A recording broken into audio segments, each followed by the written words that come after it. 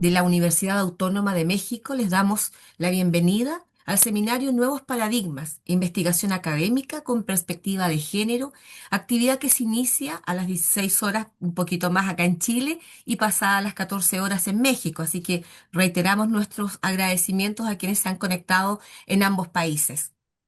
Esta actividad se enmarca en el proyecto INES, Innovación en la Educación Superior, Conocimiento más Género UH, creando cultura en I más D más I más E con perspectiva de género y enfoque interseccional desde el sur austral, ejecutado por la Vicerrectoría de Investigación, Desarrollo y Creación Artística UH y financiado por la Agencia Nacional de Investigación y Desarrollo ANID a través de su concurso INES Género 2022.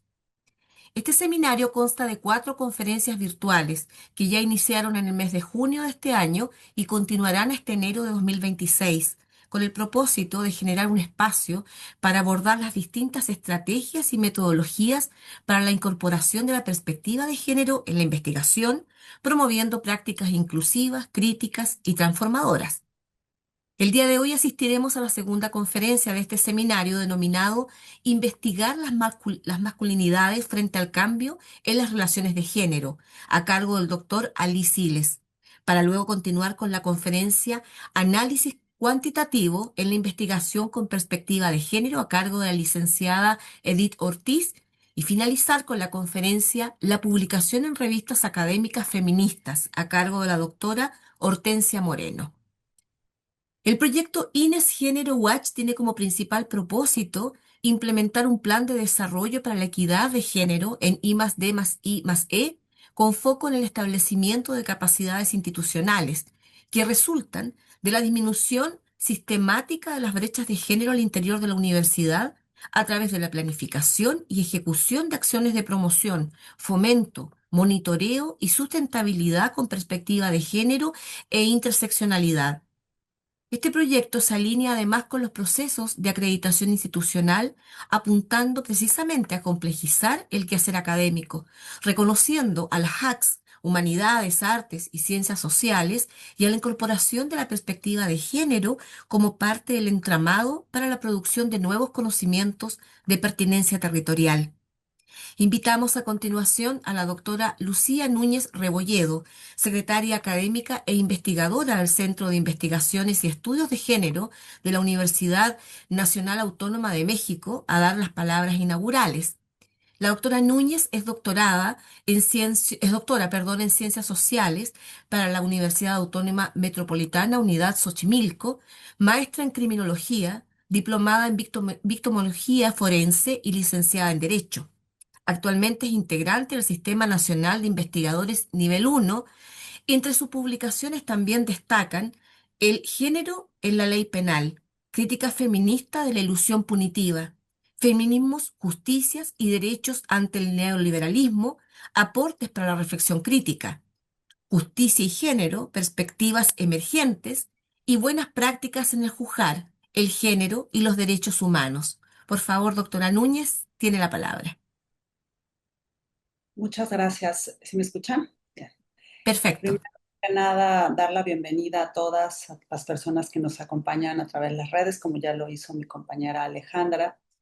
Estimadas colegas, estudiantes, investigadoras, investigadores, así como al público en general que están en las redes sociales y que están acá en la sala Zoom, es un placer darles la bienvenida a esta segunda conferencia dictada por el doctor Ali Siles en el marco del seminario virtual Nuevos Paradigmas, Investigación Académica con Perspectiva de Género. El CIEG, como ya lo dijeron, junto con el proyecto INES y la Universidad Austral de Chile, coordinamos esfuerzos para abrir este espacio de reflexión y diálogo. Este evento se constituye como un punto de encuentro clave para abordar la relevancia crítica de la perspectiva de género en la investigación científica y académica. La investigación científica ha sido un espacio históricamente donde se han perpetuado las estructuras de poder desigual y exclusión. En este contexto, las ciencias sociales, las humanidades y las ciencias exactas se ven interpeladas a incorporar la diversidad de experiencias y las realidades de género en sus procesos investigativos.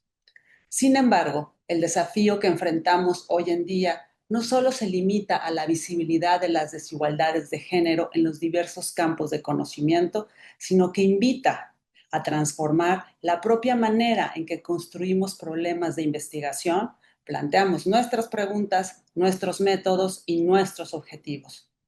Incorporar la perspectiva de género en nuestros procesos de investigación implica afrontar esas estructuras, modificar nuestras formas de interpretar la realidad y crear nuevas formas de hacer ciencia más inclusivas y representativas de la diversidad humana. Un hacer ciencia con perspectiva feminista. Estos espacios nos brindan la oportunidad de escuchar a personas expertas que nos comparten sus investigaciones y sus visiones sobre cómo las herramientas teórico-metodológicas y políticas del feminismo y los estudios de género pueden transformar la forma en que concebimos el conocimiento y en cómo vivimos el mundo y el futuro que queremos.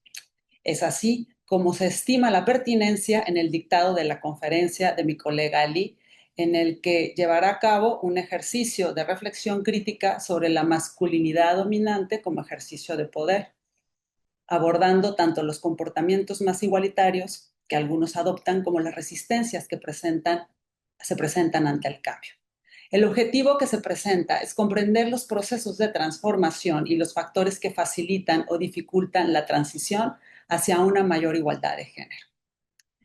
Este tema, creo yo, de acuerdo al título, nos invita, el tema que presentó mi colega, a comprender cómo la intersección de categorías como el género, la raza, la clase, la sexualidad, permiten no solo cuestionar los paradigmas hegemónicos, sino también generar nuevas formas de hacer ciencia. Este seminario es una herramienta para seguir avanzando en el objetivo de proporcionar enfoques innovadores para los investigadores y las investigadoras, les investigadores de todas las áreas del conocimiento, así como seguir ampliando las fronteras del pensamiento académico, impulsar la transformación de nuestras maneras de hacer ciencia por aquellas que incorporen el análisis crítico de las relaciones de género, clase, raza y sexualidad.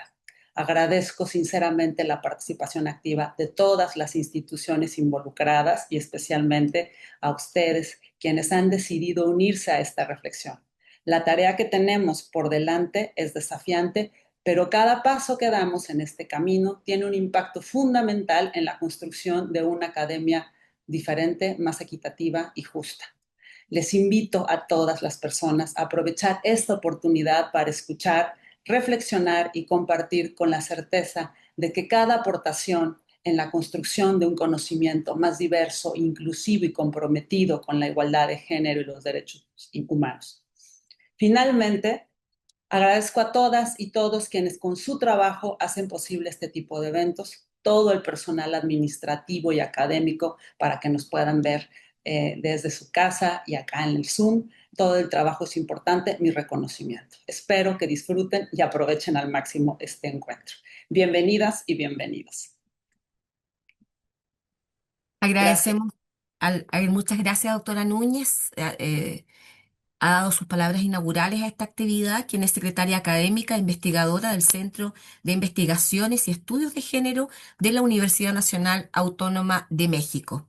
Y a continuación presentamos a nuestro conferencista principal, el doctor Ali Siles, quien es doctor en Sociología por la Universidad de Manchester, maestro en Ciencias Sociales por la Flaxo, México, y licenciado en Sociología por la Universidad Autónoma Metropolitana.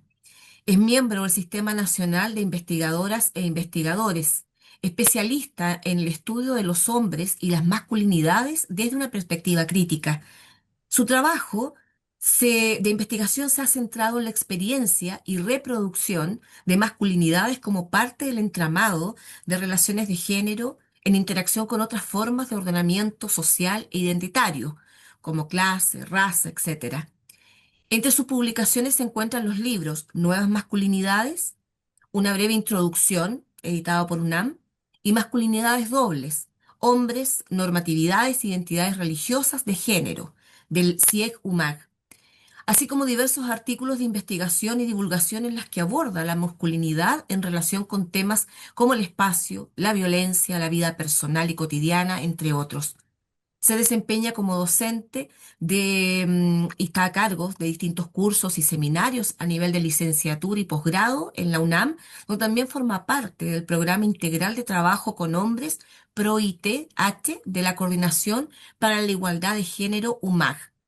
Les recordamos a quienes están participando en esta sesión que durante la conferencia ustedes pueden ir dejando sus preguntas en el chat de esta sesión Zoom, ya que al final de la exposición vamos a tener espacio para sus consultas y respuestas directas de nuestro conferencista.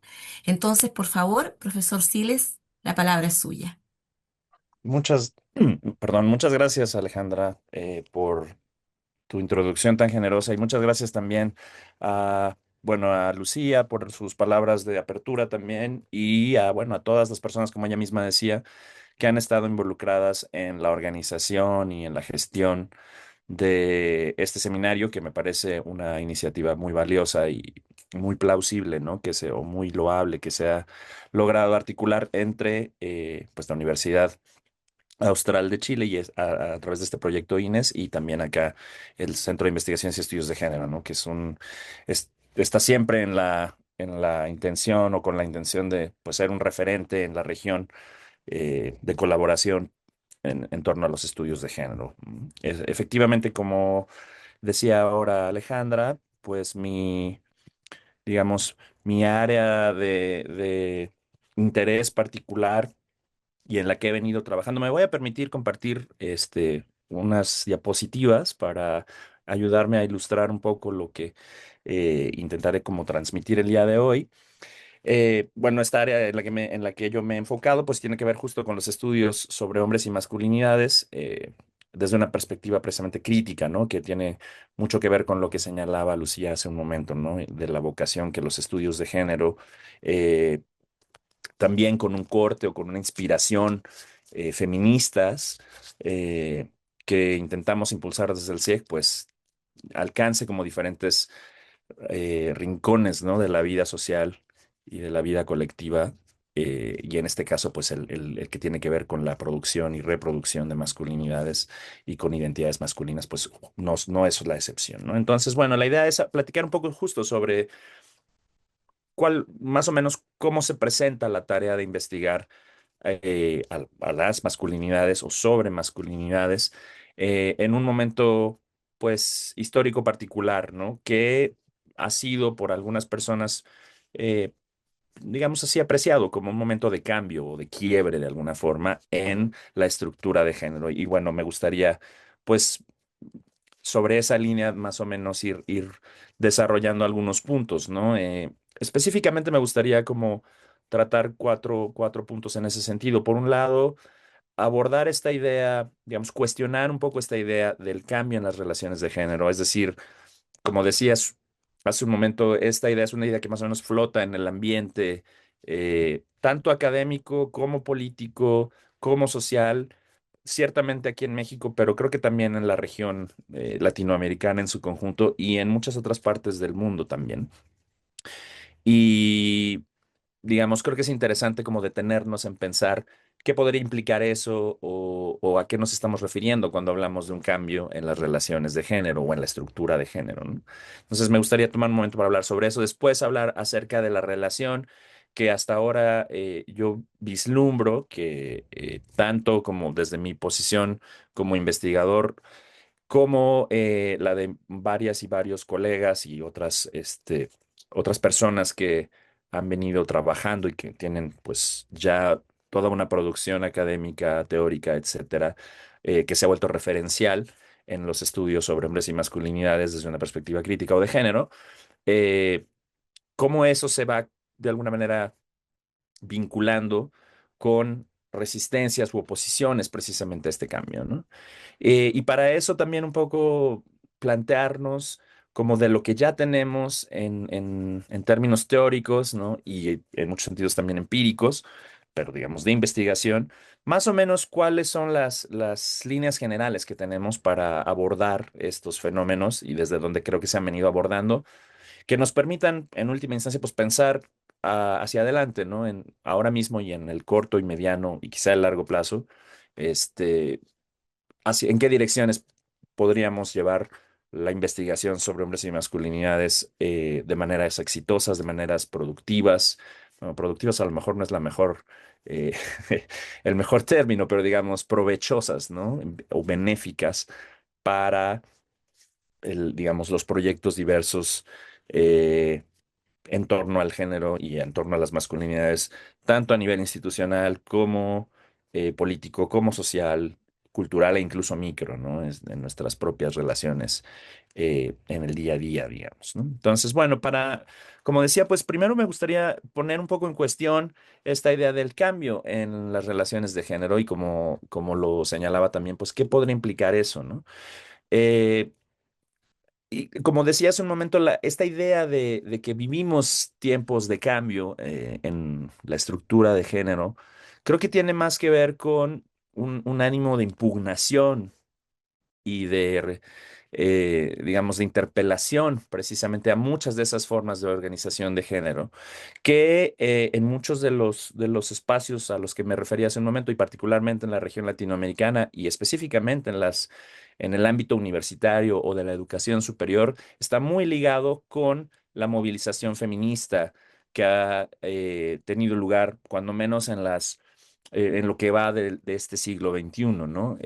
Lo que algunas personas identifican como una especie de cuarta ola del feminismo, en la que, bueno, digamos, se agrupan una serie de eventos, de posicionamientos, de movilizaciones, etcétera, como pudo ser en su momento la llamada Marea Verde en la región latinoamericana, como un ejemplo de muchos que puede haber. Otro puede ser también digamos, la movilización en torno al hashtag Ni Una Menos y todas las manifestaciones que eso ha tenido, tanto en el ámbito digital como en el ámbito, pues, político y social, etcétera, en los diferentes espacios en la región, como decía, o por supuesto el movimiento Me Too, ¿no? Hashtag Me Too, o almohadilla Me Too, como también diríamos en castellano, que pues es un movimiento que tuvo pues un alcance y una repercusión globales, dado que, digamos, la manera en la que estaba inserto en los flujos de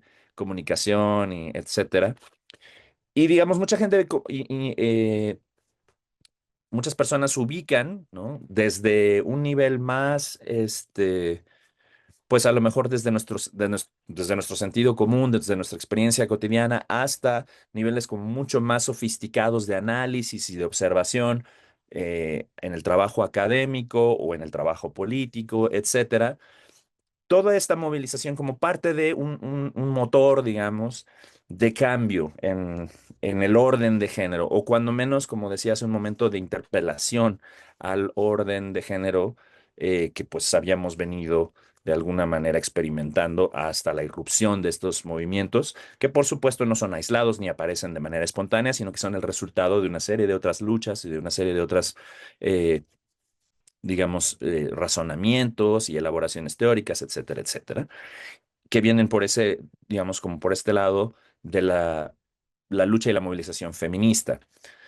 Por otro lado, bueno, seguramente varias y varios de ustedes están familiarizados con digamos, con estos movimientos y con estos episodios a los que ya me refería, y también muy probablemente con este otro, eh, que me gustaría solo tomar como un ejemplo en digamos, no recuerdo exactamente si fue en 2015 o 2017, no recuerdo, que se publicó en la portada de la revista National Geographic, y todo un número, digamos, de la revista se dedicó a lo que las personas en la redacción de la revista llamaron la revolución de género, ¿no?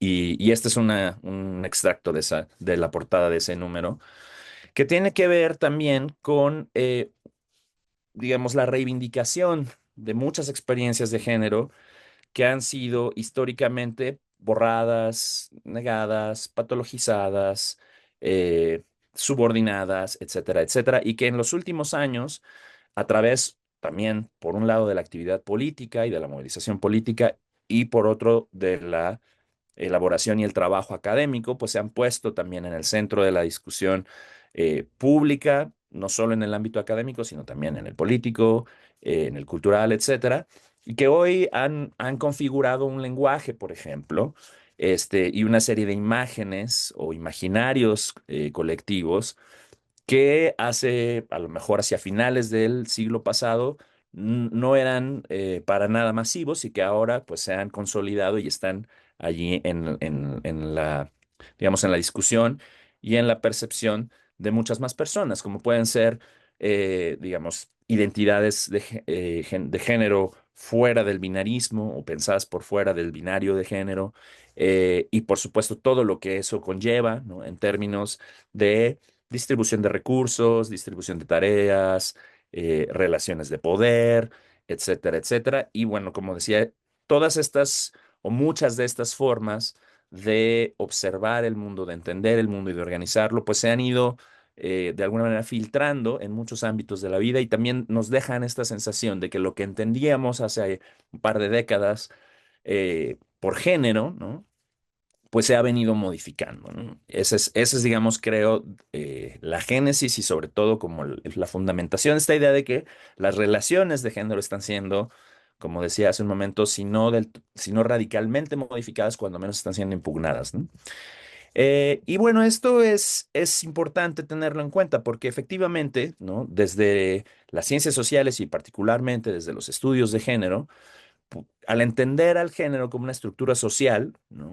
Una estructura de relaciones que implican una serie de interacciones, de intercambios y tal, que muestran una cierta estabilidad en el tiempo y que se van consolidando, efectivamente tenemos mucha evidencia y tenemos hoy el conocimiento de que esta es una estructura que no es estática, ¿no? Y que no es del todo rígida, sino que es muy dinámica, eh, y que en muchos sentidos es pues contingente a el momento histórico, a la organización social, a la realidad cultural, política, etcétera, de las diferentes grupos y colectividades, ¿no? Entonces, para respondernos un poco y de manera preliminar, esta idea de si hay un cambio en las relaciones de género, mi postura es que sí, digamos, pero que ese cambio es constante, digamos, no es una novedad. El género constantemente está cambiando, como digo, en términos de ser una estructura social que distribuye recursos, que asigna tareas, que organiza espacios, etcétera, etcétera. Pero más bien la pregunta no es tanto si está cambiando o no, sino en qué direcciones está cambiando o a qué ritmos está cambiando. Y ahí es a donde a lo mejor cabe esta idea de que en las últimas décadas, como decía, cuando menos en lo que va el primer cuarto de este siglo, han habido ajustes importantes en esa estructura, ¿no? Y muchos de esos ajustes están todavía siendo disputados y siendo, digamos, desarrollándose mientras, digamos, pues estamos haciendo nuestras labores de investigación, ¿no? Efectivamente, como decía, la estructura de género, ¿no? La organización social de género, el orden de género, como se le llame, dependiendo a lo mejor de el enfoque teórico que nosotras adoptemos, ha sido históricamente, pues, impugnada de muchas maneras, ha sido resistida de muchas maneras, está en constante resignificación, y eso es lo que da lugar a, como digo, a momentos, a periodos históricos o concretos en los que esa sensación de cambio y de dinamismo se hace mucho más evidente y pareciera generar una serie de, pues, de reacciones a esos cambios, no todas del todo, digamos, eh, de bienvenida a esos cambios, ¿no? O en armonía con esa dinámica, ¿no? Entonces, de hecho, es muy claro y también es algo que me parece a lo que estamos asistiendo desde hace ya varios años, quizá este mismo periodo al que me he venido refiriendo, ¿no? Desde inicios de este siglo hasta ahora. Lo que ha habido también es una serie de resistencias, ¿no? O de reacciones contrarias a muchos de esos cambios que han sido impulsados, como ya lo decía, desde diferentes frentes. Por un lado, por supuesto, la movilización y la teorización feministas, y por otro también el activismo político y la teorización en torno a categorías de género, insisto, que van más allá del binario, ¿no? Y que rompen o critican o impugnan una serie de lógicas, pues ya hasta cierto punto anquilosadas, que sobre todo tienen en común digamos, el poner en el centro la discusión de la igualdad o la desigualdad en todo caso, ¿no? Y cómo eso pues afecta la vida de muchas personas y las posibilidades de mejorarlo o de alguna manera modificarlo para bien, ¿no? Y como decía, estos procesos de impugnación, de resistencia, de resignificación, de reacomodo en la estructura de género, pues han tenido una especie de auge en la discusión pública porque se han colocado, han logrado posicionarse las diferentes actoras y actores y grupos que están ahí dando esa discusión, han logrado posicionar muchos de ellos en una serie de espacios de discusión, más allá de las aulas, más allá de los centros de investigación y de la academia, incluso pues en los medios masivos de comunicación, en los parlamentos y congresos, a nivel nacional, local, etcétera. Y bueno, eso, insisto, creo que forma parte de esta idea de que estaríamos atravesando por un momento clave de cambio en la organización de género, sin, como decía, olvidar que en realidad la estructura de género es así, constantemente está en movimiento, ¿no? Y no permanecerá estática y por lo tanto hay que seguir, digamos, atentas y atentos a esos cambios, ¿no? Pero bueno, entonces, hablando de esta idea de una reacción opuesta, ¿no? Lo que algunas autoras feministas ya venían identificando desde incluso digamos, los momentos clave del devenir teórico y político de los diversos feminismos desde el siglo pasado, y la venían identificando como una especie de reacción contraria o un backlash, ¿no? Si me permiten el anglicismo, ¿no? Que justo lo que hacía era, digamos, resistir a ese cambio y buscar o a esos cambios propuestos, a esas impugnaciones, a esas sí, renuncias inclusive a ese orden de género, para intentar mantenerlo y restablecerlo en una lógica, sobre todo, como lo decía también Lucía en su introducción, pues de mantener relaciones de poder, ¿no? Y de mantener una serie de digamos, de distribuciones de recursos, tareas, etcétera, etcétera, que resultaban beneficiosas para un cierto grupo. En este caso, por supuesto, lo entendido como perteneciente a o natural de la masculinidad, ¿no? Y ahí es donde se vuelven muy, si no indivisibles, cuando menos en muy clara relación y en muy cercana relación estas dos categorías, ¿no? La de un rechazo o una reacción en contra de estas impugnaciones y de estas transformaciones pretendidas y realizadas, etcétera, y estos avances que se han ido dando, y la idea de lo masculino o la masculinidad como un proyecto justamente de dominación en muchos sentidos, ¿no? Como también lo señalaba Lucía, ¿no? Entonces, en las primeras décadas, claro, del siglo XXI, esto se ha materializado y ha tomado forma en el fortalecimiento de movimientos que se han identificado claramente como movimientos, por ejemplo, antifeministas, ¿no? Los llamados antifeminismos, o también en contra de la perspectiva de género implementada no solo en la investigación, sino en muchos otros ámbitos de nuestra vida, como pueden ser la organización política, la organización social, etcétera. De manera que podemos identificar varias, digamos, encarnaciones de estos movimientos y de estos posicionamientos contrarios en distintos espacios. Por un lado, están los que ocurren justamente en el ámbito de la institucionalidad, que un autor es catalán, Jordi Bonet Martí, señala, por ejemplo, o que identifica como antifeminismos de Estado, por ejemplo, ¿no?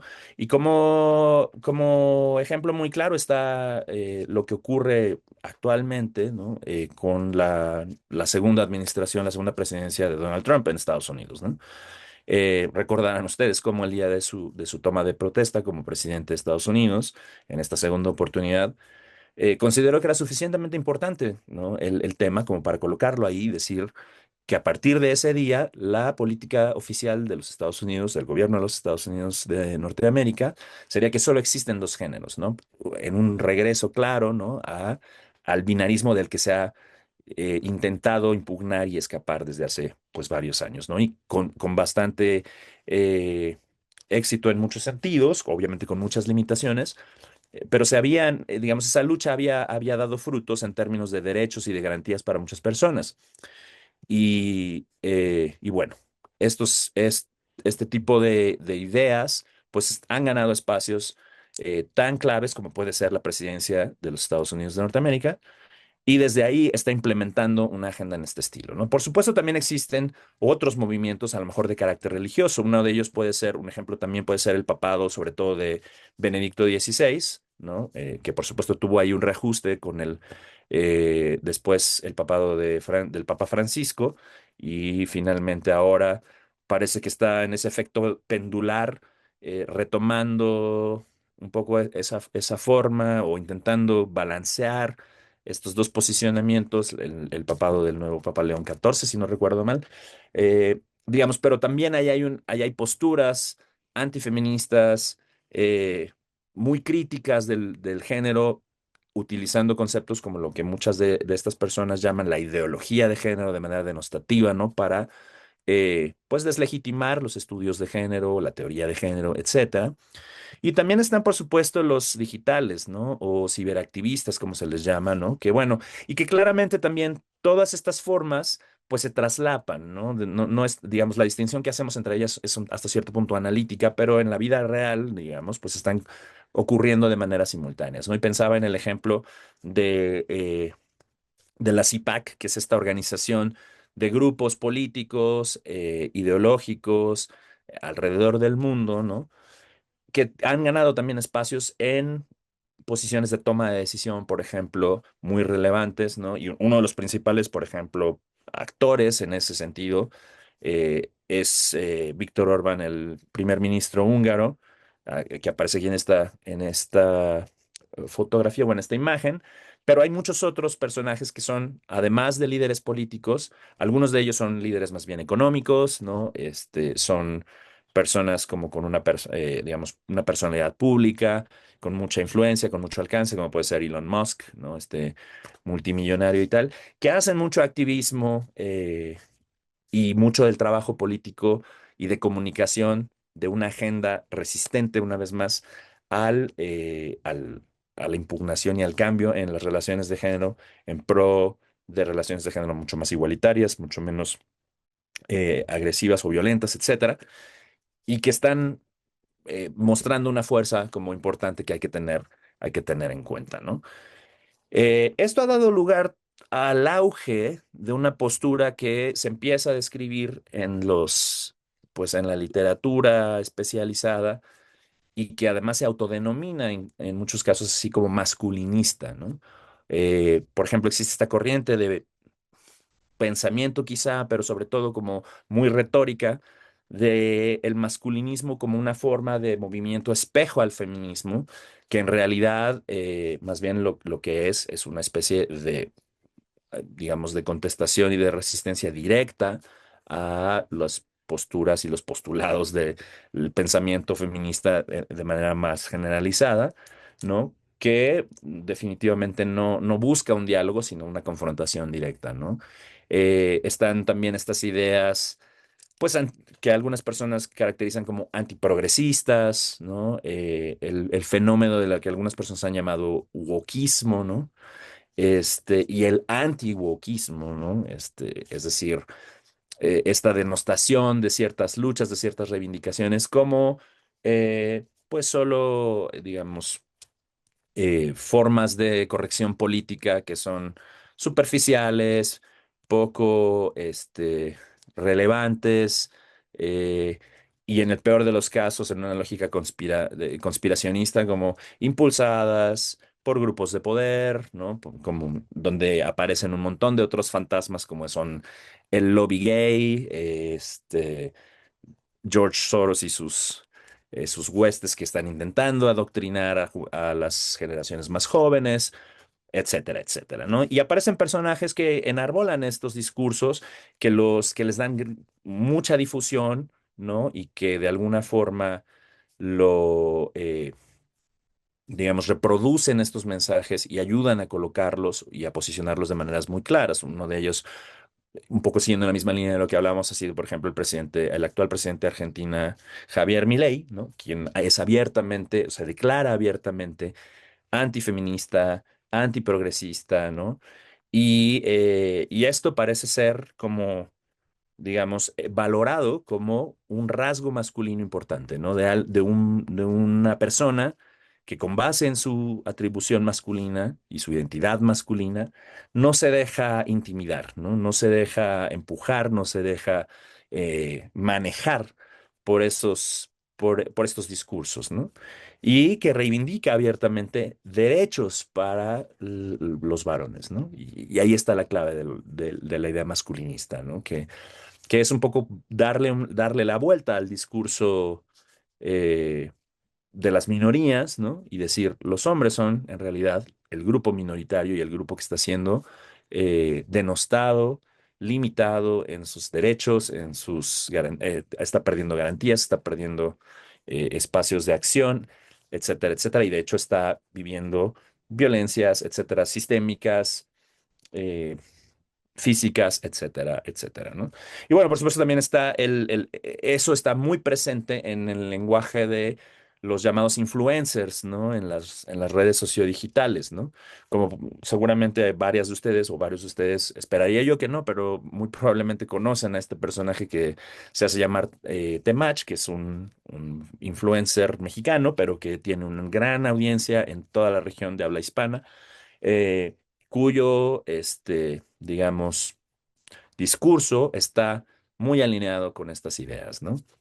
Entonces, lo que hemos observado también a la par digamos, a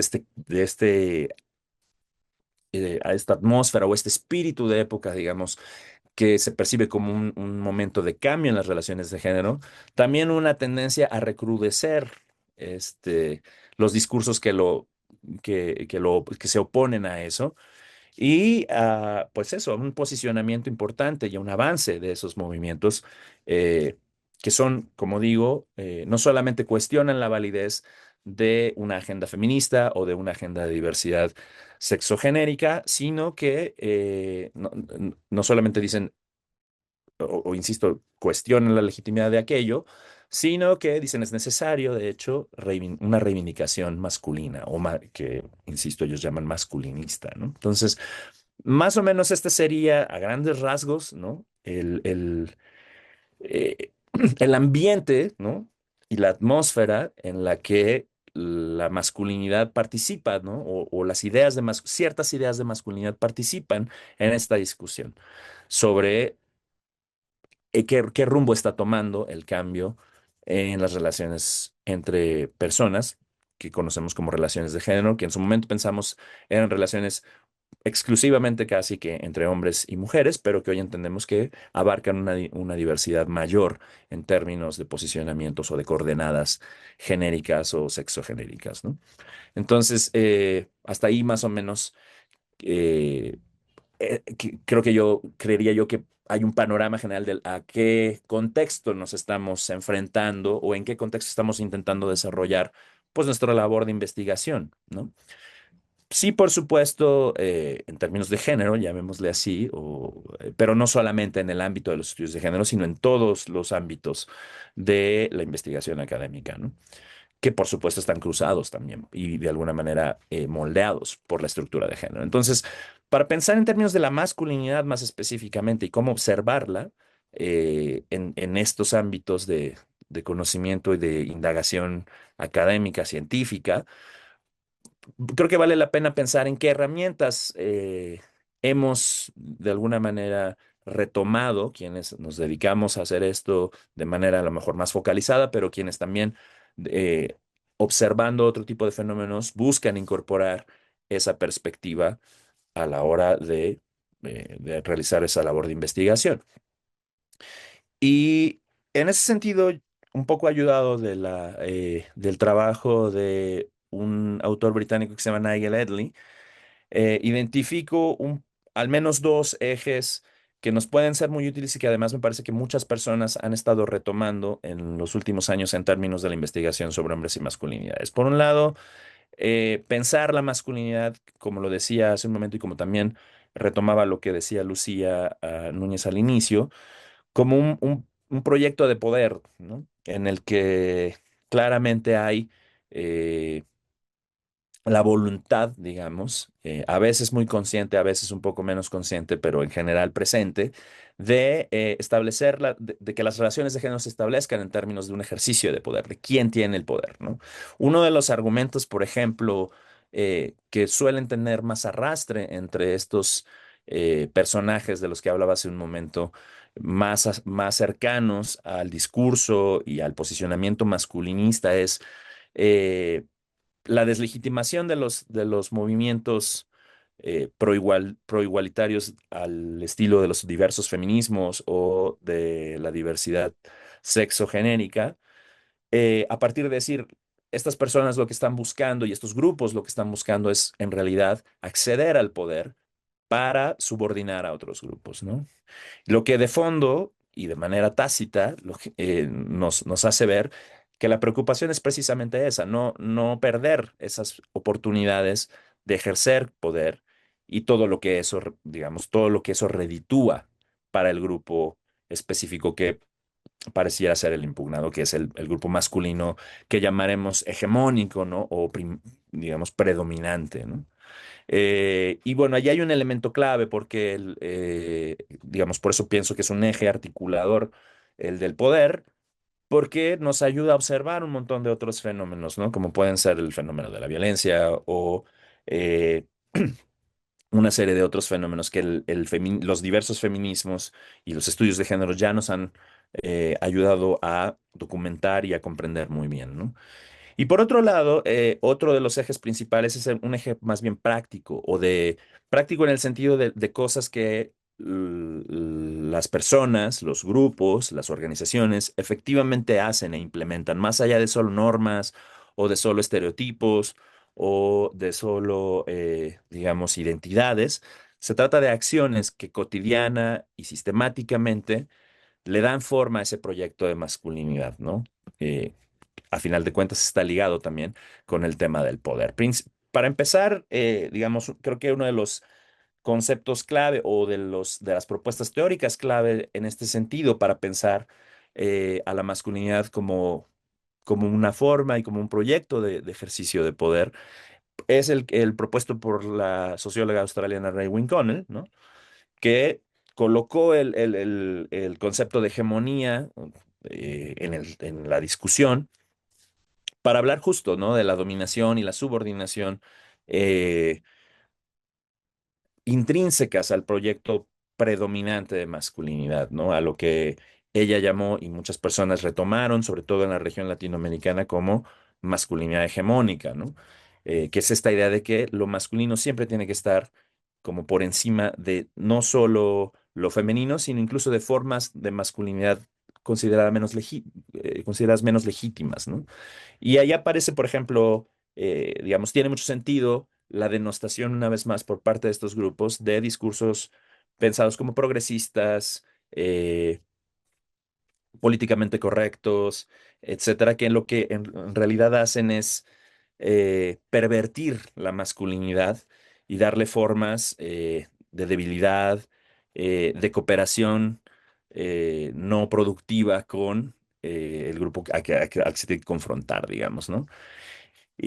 Por otro lado, como decía, está el tema de la violencia y ahí nos puede asistir mucho el trabajo de Rita Laura Segato, por ejemplo, que recientemente nos visitó en la UNAM, precisamente hace unos meses, y a mí en lo personal me hizo sentir muy bien cuando ella misma dijo eh, que se había dado cuenta hace relativamente poco que su trabajo, eh, que ella veía primordial o casi exclusivamente como un trabajo sobre las mujeres, en realidad era un trabajo mucho sobre la masculinidad, ¿no? Porque eso es algo que yo he pensado desde hace mucho tiempo respecto al trabajo de ese gato, ¿no? Que en realidad el objeto de estudio de su trabajo se fue tornando mucho precisamente las lógicas de masculinidad, sobre todo ligadas a los ejercicios de violencia masculina, ¿no? Y otro autor que también ha hecho de eso un objeto de estudio desde hace mucho tiempo es Gary Barker, ¿no? Un autor estadounidense que trabaja o ha trabajado predominantemente en la región latinoamericana, específicamente en Brasil, sobre los temas de violencia y la liga entre la violencia y el aparato de poder masculino, ¿no? Y por supuesto, además del trabajo de Rita Segato, está el trabajo también de Mara Viveros, eh, quien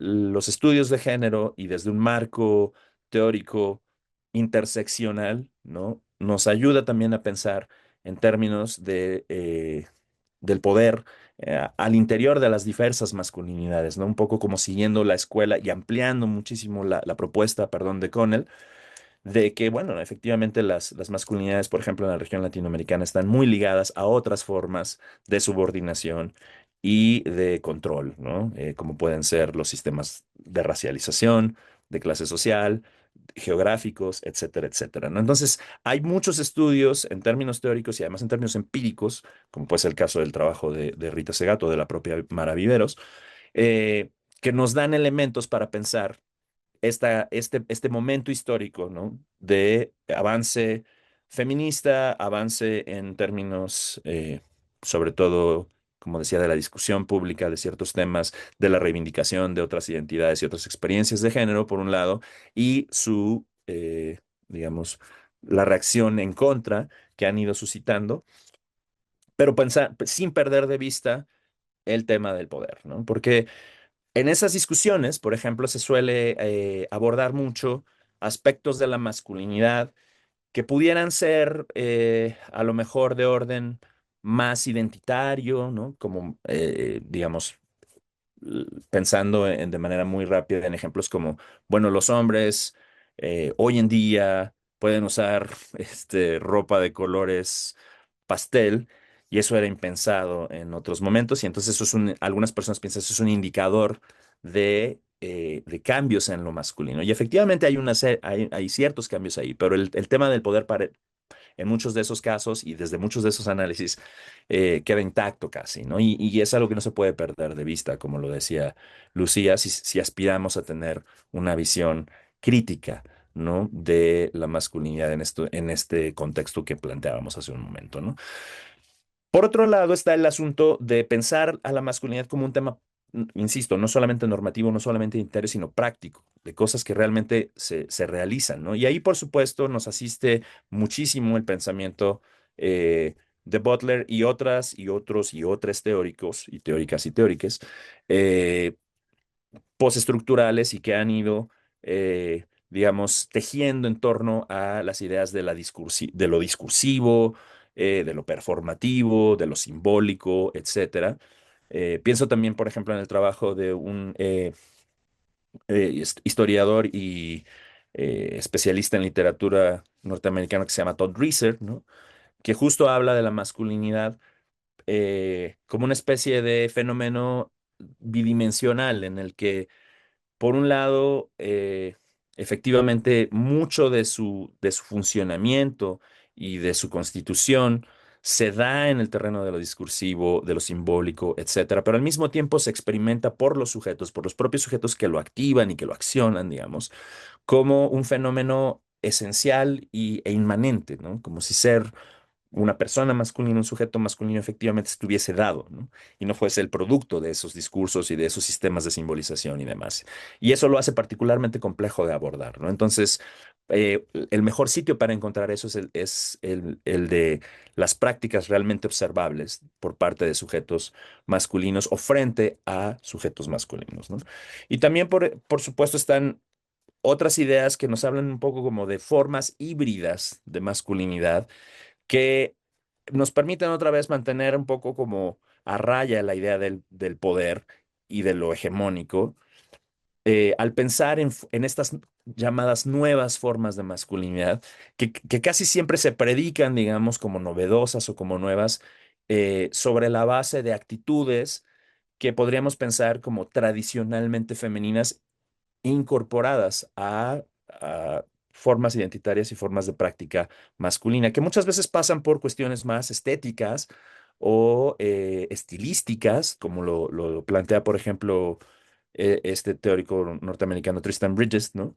Eh, Al hablar de una especie de estética sexual, ¿no? En la que varones de en diferentes espacios y en diferentes momentos toman prestadas formas de identificación y de identidad y por lo tanto de acción también, eh, que identificadas típicamente como femeninas, ¿no? Y que en su momento, por ejemplo, se asociaban con la disidencia sexual, pero hoy en día se han normalizado. Un ejemplo muy puntual sería el caso de varias celebridades, entre ellas, por ejemplo, Bad Bunny, que es una celebridad muy relevante a nivel mundial y sobre todo en nuestra región, ¿no? De utilizar una indumentaria que se pensaría como cultural e históricamente como femenina, ¿no? Y esto se ve como disruptivo y de alguna manera permite desmarcarse en términos de imagen de el proyecto hegemónico sin necesariamente cuestionarlo o empezar a cuestionarlo, ya no digamos empezar de alguna manera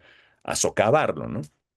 Entonces, es otro elemento que tener en cuenta, ¿no? De cómo vamos a observar esas prácticas que en su momento entendíamos como femeninas, hoy masculinizadas o al menos realizadas o desplegadas por sujetos entendidos como masculinos y esto qué implicaciones tiene, ¿no? En términos, una vez más, de las relaciones de poder, ¿no?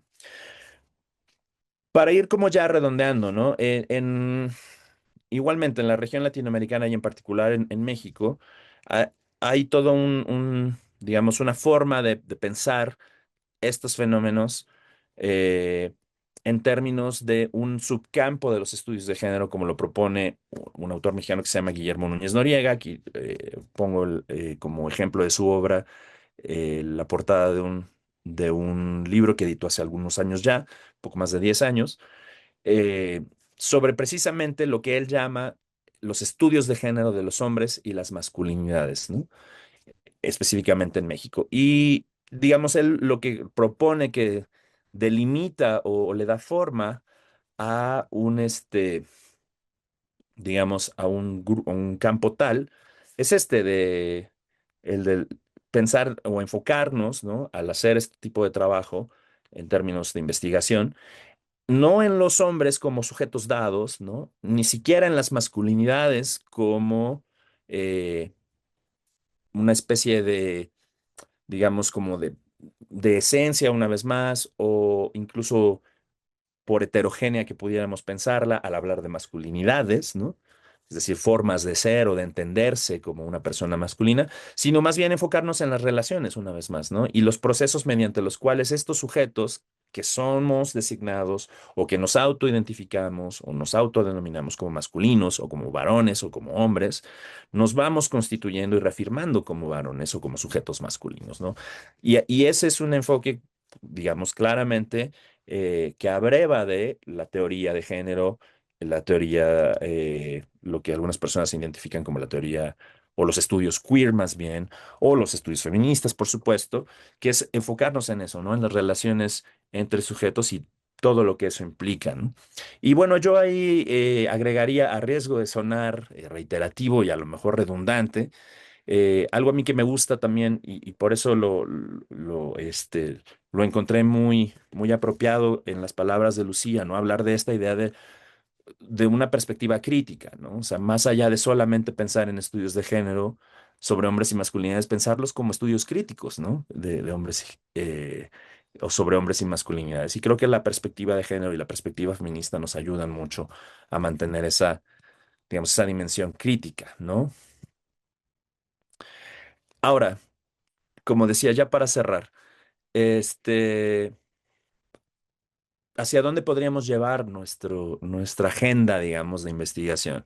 ¿Y qué cosas pueden ser a lo mejor las que nos ocupen como personas interesadas en investigar a los hombres y las masculinidades de esa perspectiva? Por un lado, hace algunos meses tuve la oportunidad de escuchar a otro antropólogo norteamericano que también ha trabajado primordialmente en la región latinoamericana y específicamente en México, que se llama Matthew Goodman. Y él decía que un problema que él identificaba era que nuestro cuerpo teórico y específicamente nuestro lenguaje teórico para hablar sobre masculinidades sigue siendo muy disperso, ¿no? Entonces es necesario como ir consolidando un cuerpo claro, elocuente, eficaz para hablar sobre masculinidad, en lugar de estar intentando generar constantemente nuevos términos o nuevas categorías. A lo mejor tendremos que trabajar en desarrollar de manera más fina y más adecuada las que ya tenemos, ¿no? Otro, por supuesto, puede ser el promover diálogos entre posiciones teórico y políticas que históricamente han sido afines, y esto lo digo, por ejemplo, también siguiendo la lógica de Guillermo Núñez, que dice, por ejemplo, que eh, desde su perspectiva los estudios de género de los hombres y las masculinidades en la región y en particular en México, digamos, tienen una doble raíz, ¿no?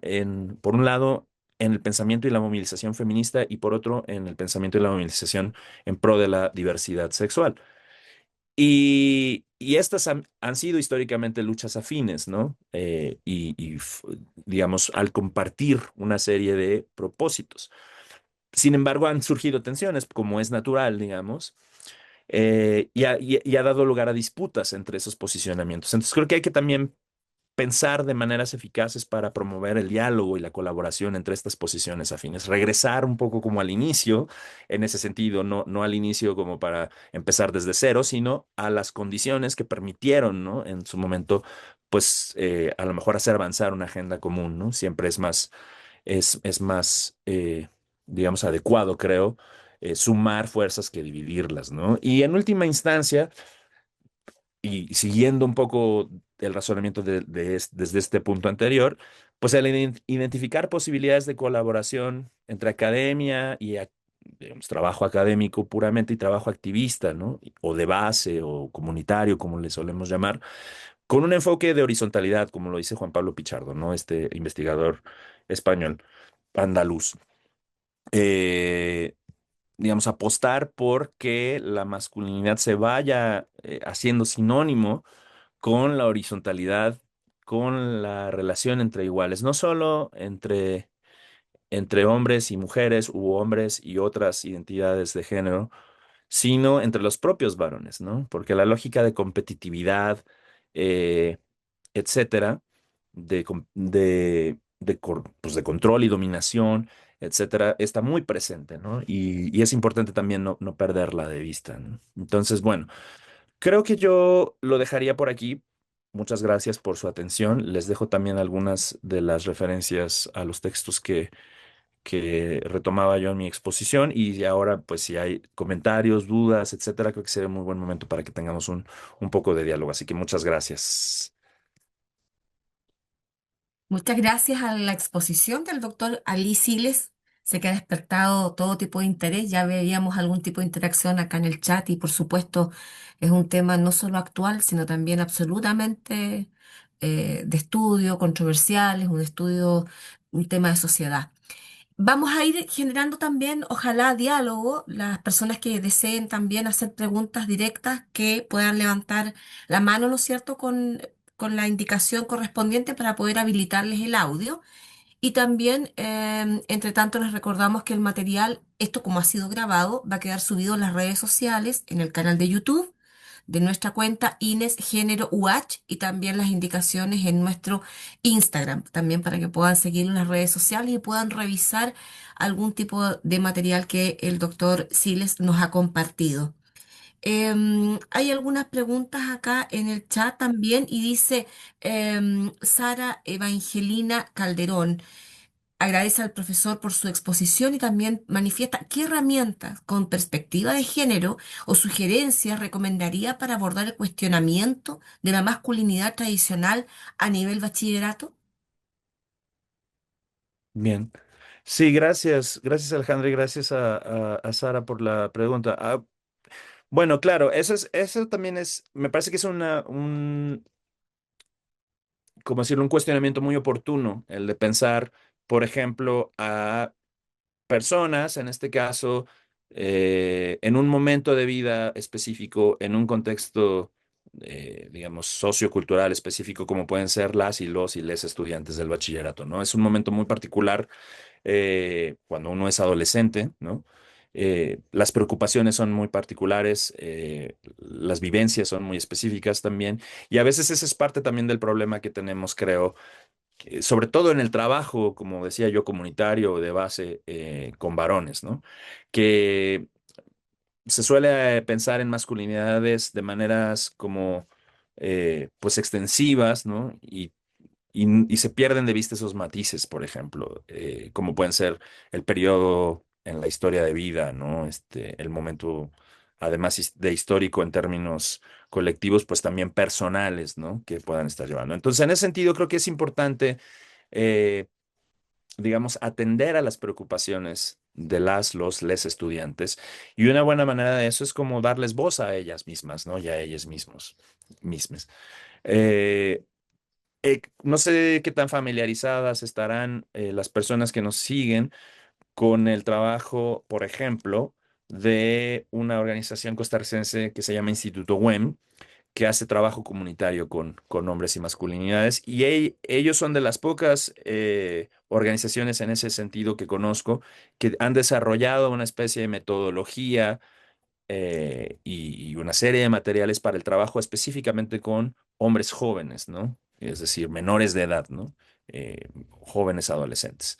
Entonces, yo recomendaría mucho visitar el sitio del Instituto WEM, se escribe WEM, buscar su sitio web o sus cuentas en plataformas sociodigitales porque tienen mucho material además disponible, ¿no? Que se puede descargar y tal, eh, para trabajar específicamente con juventud, ¿no? Con juventudes.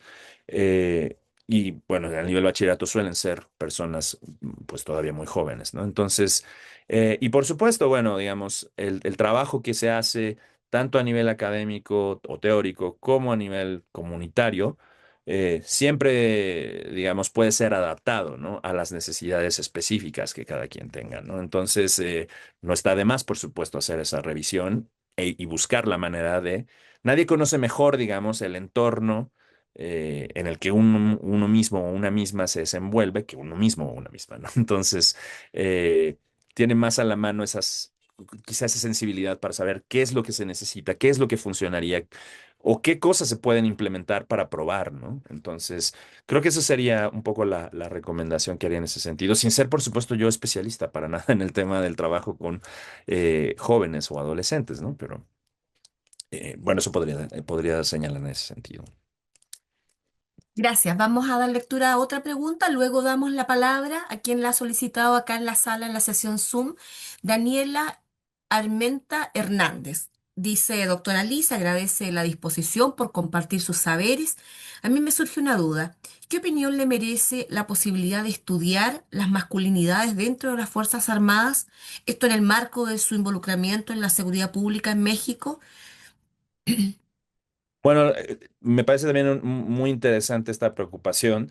Hay gente que se ha dedicado ya al trabajo con las Fuerzas Armadas aquí en México específicamente, pero por supuesto, como en toda la región, y quizá de maneras incluso más contundentes en otras latitudes, como pudiera ser el caso de Chile o en otros espacios, donde las Fuerzas Armadas tienen una presencia muy fuerte.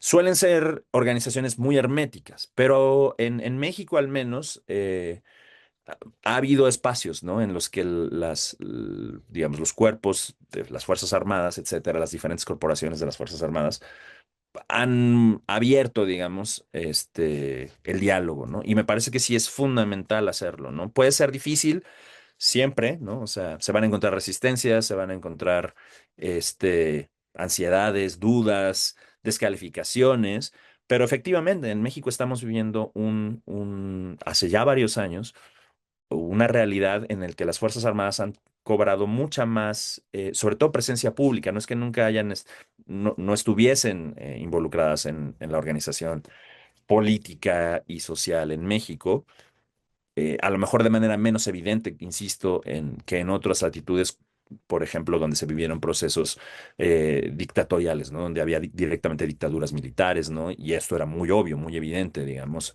su presencia en la vida pública. Bueno, en México eso se ha incrementado mucho, sobre todo, efectivamente, a raíz digamos, de su incorporación en labores de seguridad, ¿no? De seguridad ciudadana. Y por eso me parece que es fundamental, ¿no? Y pensando, por ejemplo, en no son necesariamente las Fuerzas Armadas, pero digamos los cuerpos policiales, que eran quienes hacían mayormente esa labor.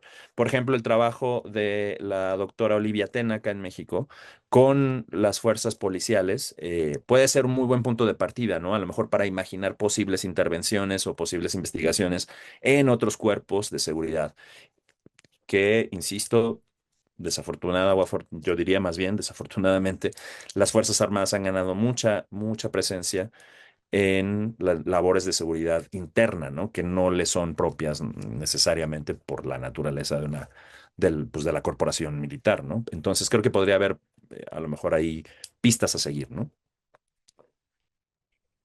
Gracias. Vamos a dar la palabra entonces a quien la solicitó, a Den Alcíbar, por favor, si puedes gestionar tu pregunta directamente. Sí, muchísimas gracias, así al doctor Siles. Quería preguntar Se corta el audio, Den.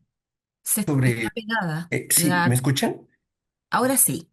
Tal vez apagar la imagen para que tenga mejor.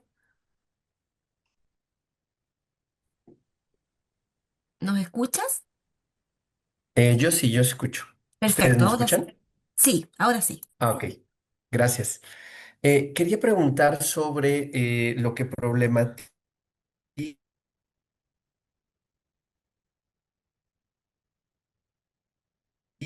la masculinidad indígena, pero Guillermo Núñez problematiza sobre el tema de, habla sobre un poco de tener cuidado de no categorizar de una manera hasta Uy. Sí, estamos con problemas de la cierto punto, conexión. ahí ya me oyen. Sí, en forma intermitente, Den, la verdad. No se escucha muy bien la pregunta. De lo contrario, tal vez dejarla en el chat escrita. Damos esa opción. Sí, quizás sí, porque sí, Mm. bueno, yo tampoco estoy como alcanzando a escuchar desafortunadamente bien de qué Sí, se trata. Creo que tiene que ver un poco con la postura de Guillermo Núñez, pero sí, si nos hicieras favor, Eden, de a lo mejor mandárnosla por escrito, a lo mejor nos comunicamos más eficazmente así. sí, mientras formula Eden en el chat la pregunta, pasamos a la siguiente. A veces la conectividad nos juega un poquito estas malas pasadas, a veces la cantidad de recursos que consume Zoom son muchos, así que hay que a veces apagar la imagen, depende también de las conectividades que tengamos. Sara Gabriela Ornelas Maldonado, o Sara Gabriela, sí, Sara Gabriela Ornelas Maldonado, hace la siguiente pregunta. ¿Cree que se puede estudiar a las masculinidades hegemónica, perdón, me pasé a la otra pregunta. ¿Cree que se puede estudiar las masculinidades desde el neoliberalismo? Es decir, con la mirada individualista de capital humano, de competencias y la ruptura de creación de comunidad, muy al contrario de lo que se podría encontrar en corrientes feministas o queer, parece que dijera la pregunta. Sí, Ok. esa es Sí, una pregunta. sí.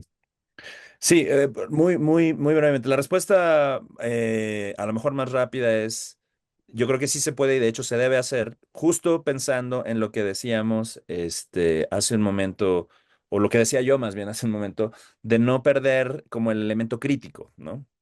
Efectivamente, ¿no? Digamos, la ideología neoliberal que va mucho más allá de solo el modelo económico, sino que pues se filtra también en muchos otros ámbitos de la vida, ¿no? En la organización política, social, incluso familiar, relacional, etcétera. Efectivamente, creo que muchos de los fenómenos, por llamarlos de alguna manera, que observamos hoy en día en torno a la masculinidad, que nos parecen más urgentes, precisamente tienen que ver con eso, ¿no? O sea, están fundamentados en esa manera de relacionarse con el mundo, ¿no? Muchos de los discursos masculinistas de los que yo hablaba hace un momento, por ejemplo, son de clara inspiración neoliberal, ¿no? O sea, nos hablan de valores como la competitividad, la autosuficiencia, la resistencia a las adversidades, pero no en un sentido positivo, sino como de yo tengo que resolverlo de manera aislada e individual, y así se demuestra y así se realiza mi masculinidad en muchos sentidos, ¿no? Entonces, creo que sí, creo que hay que tener digamos, en cuenta esos marcos, pero desde una perspectiva crítica, digamos. Si los asumimos de manera crítica, a lo mejor lo que vamos a terminar haciendo es como hacen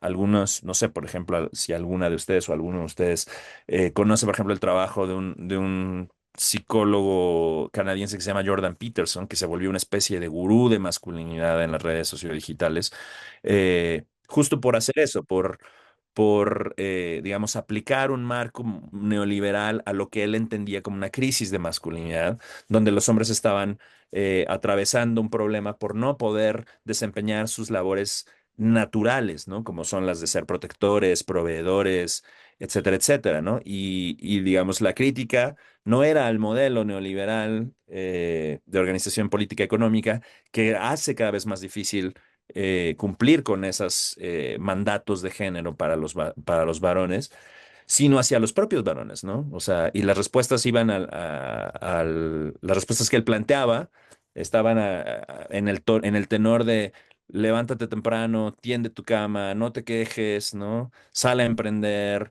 aguanta las dificultades que la vida te presenta, porque eso es lo que un hombre de verdad hace, ¿no? Entonces, claro, ahí hay una visión completamente acrítica de las condiciones, eh, digamos, económicas, sociales, culturales, que dificultan la realización de ese modelo de masculinidad, además ya muy de anacrónico y tal, pues muy desigual, como decíamos, ¿no? Entonces sí, hay que no perder eso de vista, pero teniéndolo como, insisto, como un referente a criticar o a observar o a cuestionar de manera constante, no a asumirlo de manera acrítica, sino más bien dialogar con ello de manera muy crítica, ¿no?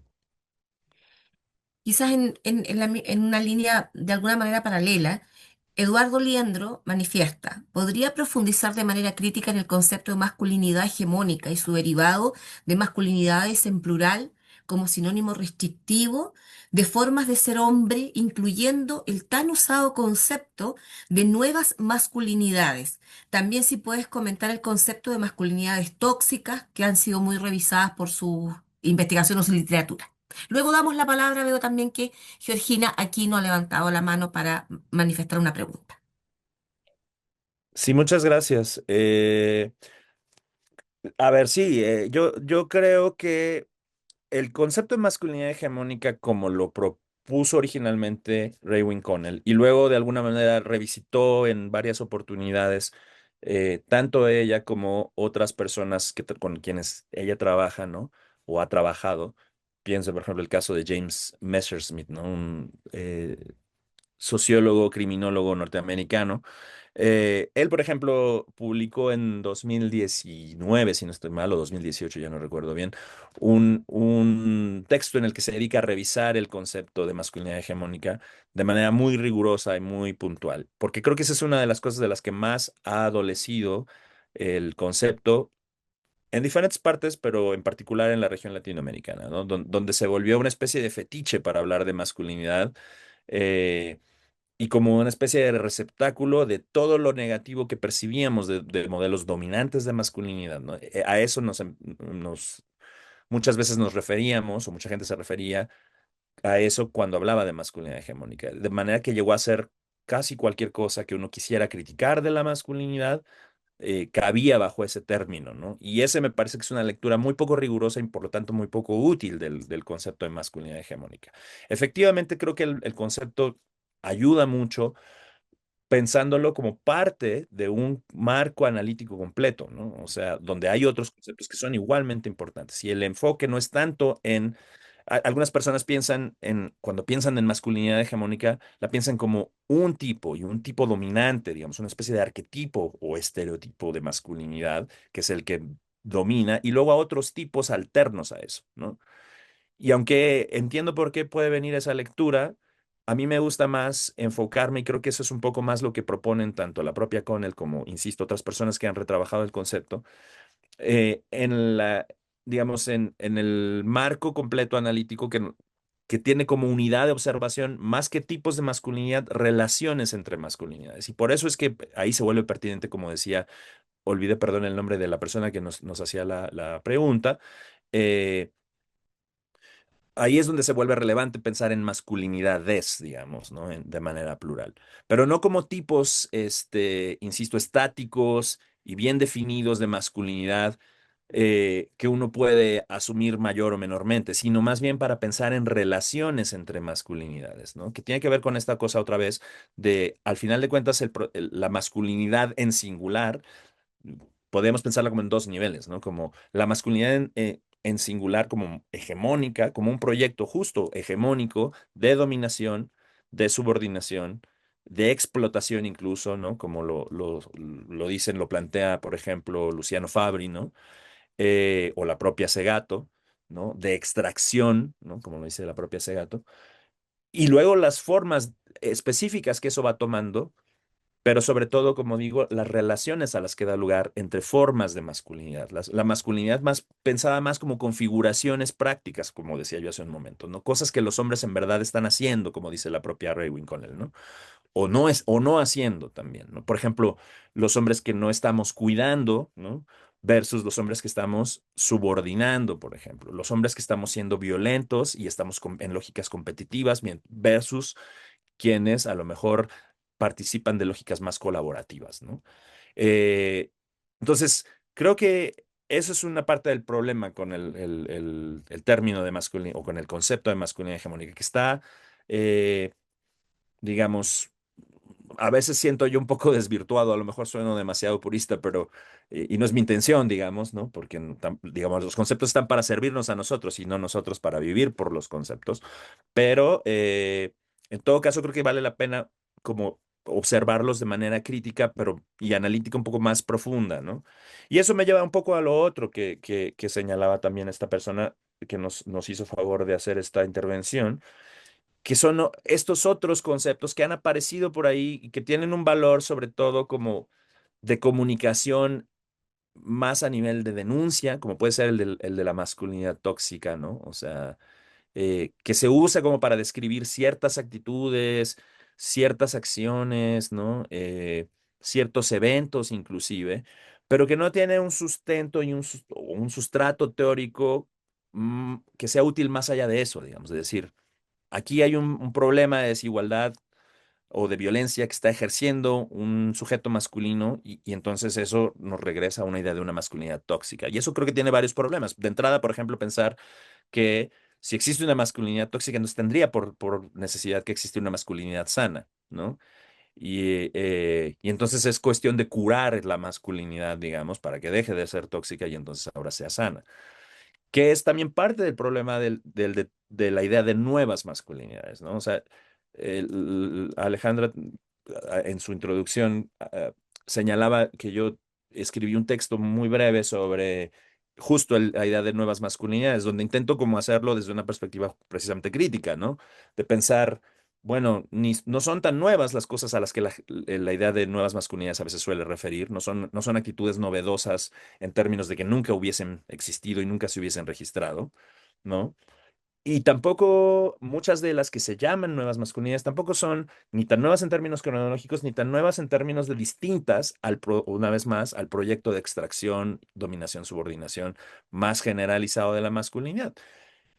Y además es uno de esos términos que se va volviendo, otra vez, se va un poco fetichizando, de manera que quiere decir todo y nada a la vez, ¿no? Entonces, y eso es parte del problema al que me refería yo un poco hacia el final, en el que coincido con Matthew Goodman, de que nos ha hecho falta, ¿no? Ser más asertivos en el lenguaje que estamos utilizando, quizá alcanzar consensos mejores, ¿no? En ese sentido, más productivos o más provechosos, ¿no? En términos del lenguaje, ¿no?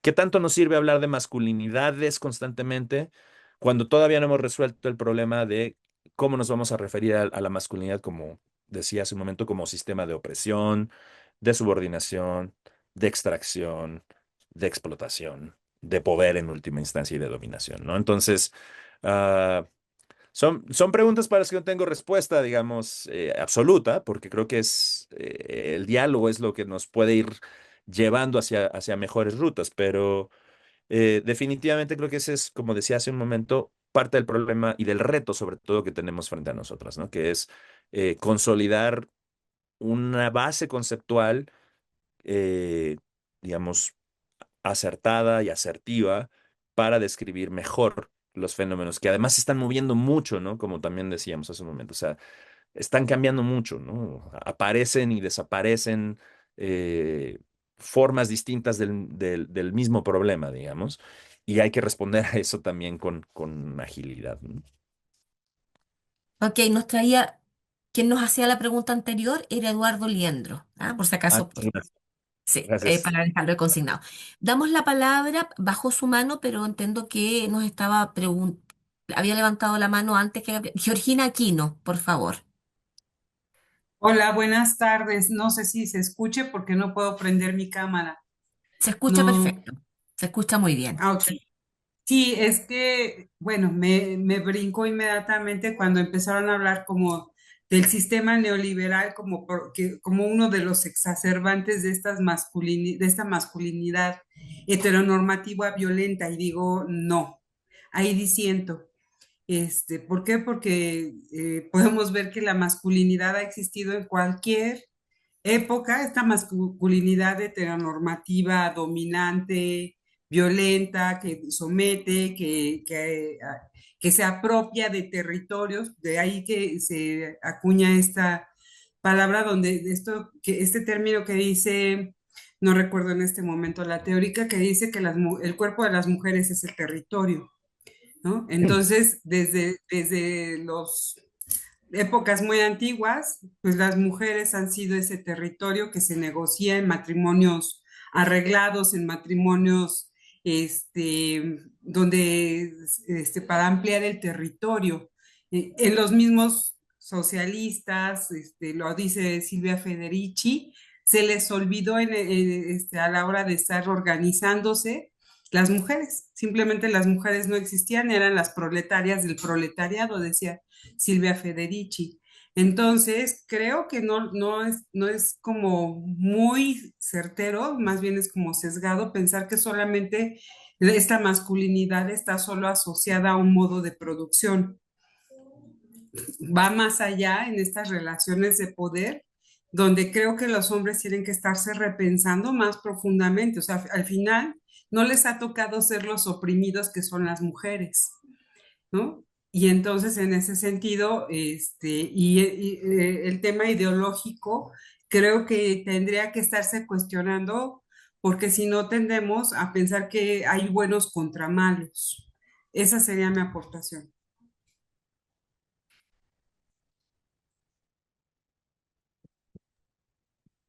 Sí, Gracias, no, bueno. Georgina. Sí, profesor. No, muy brevemente, sí, no, por supuesto, el problema de la desigualdad de género es un problema que se registra a lo largo de la historia. Hay casos muy concretos y muy claros, ¿no?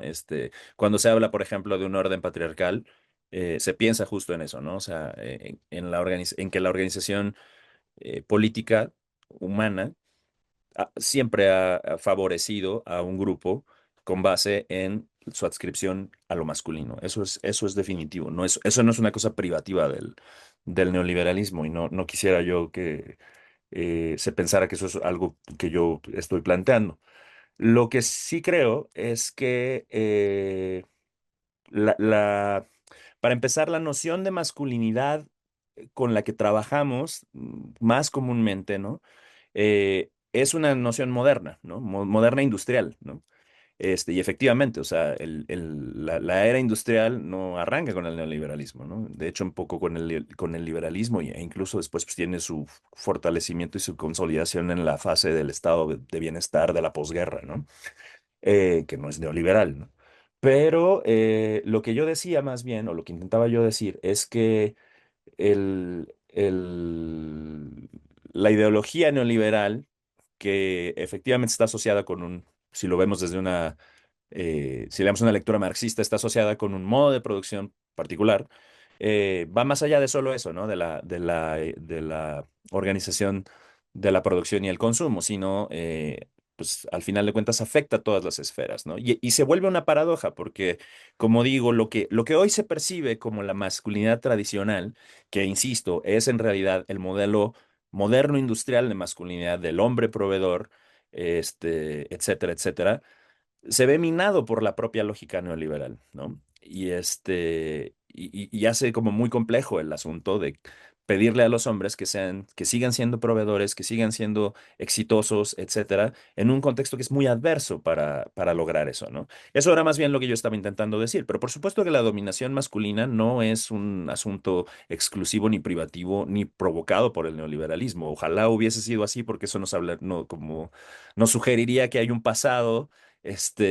en el que las condiciones han sido mucho menos desiguales, ¿no? Y donde los grupos no, digamos, subordinados por la masculinidad en términos hegemónicos han sufrido mucho menos y es al contrario, ¿no? O sea, en realidad ese problema, como muy bien lo señalaba la compañera Georgina, pues es un problema que está presente de manera transgeneracional, transhistórica, ¿no? Entonces, el problema es la organización patriarcal, tiene muchas formas, ¿no? Como dice Federici, efectivamente, ¿no? O sea, del modelo feudal al modelo industrial, el orden patriarcal no hizo más que recrudecerse, ¿no? Y podríamos a lo mejor hacer un ejercicio similar hacia atrás, ¿no? Y encontrarlo presente en todos esos lados. Entonces, sí, efectivamente estoy de acuerdo en que la dominación masculina no comienza con el neoliberalismo para nada, ¿no? Pero creo que sí, el neoliberalismo en muchos sentidos la recrudece, ¿no? O sea, como otras la han hecho, ¿no? Como otras formas de organización política económica lo han hecho. Gracias. Damos la palabra también a Gabriela Gómez y luego continuamos con preguntas que nuestro equipo también está de alguna forma ordenando, está juntando, porque algunas también tienen algunas similitudes o temáticas comunes. Gabriela, por favor. Hola, buenas tardes. Primero, gracias por la plática y por reunirnos en este tema. A mí el hablar y el escucharles, ¿no? Sobre el tema me ayuda y me sirve mucho en mi práctica como terapeuta, como psicóloga. Y un poco más allá, bueno, ahorita no estoy un tanto metida como en alguna investigación específica, pero el hecho de trabajar, ¿no? Con hombres que llegan a terapia porque de repente justo este orden patriarcal que cae también, ¿no? En ellos, en sus hombros, y que están buscando formas de expresar. Entonces, de verdad, llegan, o sea, si uno como terapeuta no tiene esta perspectiva, ¿no? Qué le dices a la persona? ¿Hacia dónde lo llevas? ¿Hacia dónde le abres un diálogo nuevo? ¿Hacia dónde le permites otra argumentación? Seguro repetiríamos, ¿no? Con lo que acabas de decir, repetiríamos el orden patriarcal, ¿no? Repetiríamos. Pero bueno, el ir estudiando esto, el irnos conformando, al menos a mí en la práctica me permite decirle, a ver, tranquilo, vamos a buscar cuál es tu espacio, ¿no? Cómo tu masculinidad, así como vemos feminidades, no hay un solo tipo de feminismo, ¿no? Habremos las feministas que hemos sido madres y que estamos en casa, feministas que trabajamos, feministas que decimos, bueno, si trabajo, no hago nada en mi casa, no lo sé, lo que sea, ¿no? Eh, igual así existen las masculinidades, ¿no? Los tipos de masculino que puedan expresarse. Entonces, el quitar esta palabra de la mosgad, ¿qué? Hegemónica, para mí es importante. Para mí es importante porque desde ahí vamos transformando a la persona. La persona entonces se vuelca hacia lo que verdaderamente es, siente, piensa, y entonces ahí se va trabajando en el constructo de él. O sea, estoy hablando por individuo, ¿no? O sea, aquí, este, eh, y entonces ves cómo esa deconstrucción se da en la terapia para entonces luego ahora sí que ellos puedan tomar lo que les va a servir pues para su vida, ¿no? Para seguir adelante. Y tengo personas jóvenes de 20 años que de repente llegan, no sé qué hacer porque mis amigas o cuando estamos en el antro vienen las mujeres, como dicen los chavos, se me tiran. Y yo les digo que no, y entonces dicen que si soy gay, mis amigos se burlan, pero yo no quiero hacer eso, pero yo soy hombre, entonces, ¿qué soy? ¿No? Hasta personas ya muy grandes o digo, ya hombres, ¿no? Adultos mayores, que de repente dicen, a mí siempre me ha gustado tener las uñas bien, ¿no? Entonces, todas estas cosas, digo, son importantes, escucharlas, visibilizarlas, y ir rompiendo este orden patriarcal, ¿no? Al menos yo, pues desde lo que me toca ahorita, desde la terapia con las personas, pues muchas gracias. Gracias. Gracias, Sí, Gabriela, también por el comentario. Profesor, ¿algún comentario en torno a lo que ella no, planteaba? solo una reacción muy rápida. Me parece, sí, muy valioso. Afortunadamente, por ejemplo, uno de los varios, digamos, ámbitos en los que se percibe este cambio del que yo hablaba al inicio de la presentación, ¿no? Tiene que ver justo con eso, ¿no? Se ha posicionado mucho más la idea en los últimos años de que la salud y el bienestar mental, emocional, por ejemplo, son igualmente relevantes si se es hombre, mujer o alguna otra identidad, ¿no? Y eso me parece como, pues, muy valioso, pero efectivamente es importante también incorporar a esa práctica una perspectiva crítica de género, ¿no? Porque, bueno, vivimos en un mundo efectivamente androcéntrico, ¿no? Desde hace muchos años, siglos inclusive, ¿no? Y es el resultado, las sociedades en las que vivimos son el resultado de ese proceso de pensamiento y organización androcéntrica. Entonces, necesitamos cuestionar esos marcos referenciales para no reproducirlos justamente, ¿no? No es que alguien tenga la respuesta correcta, pero es importante empezar a hacer esa reflexión. Así que muchas gracias por ese comentario. Bien, vamos a retomar una pregunta que nos quedó en el chat de Gustavo Medina, que plantea, si el género es una construcción dinámica y cambiante, ¿qué opinión le merece el uso de pruebas psicométricas, psicométricas que pretenden medir rasgos de masculinidad como si fuera una categoría fija y estable?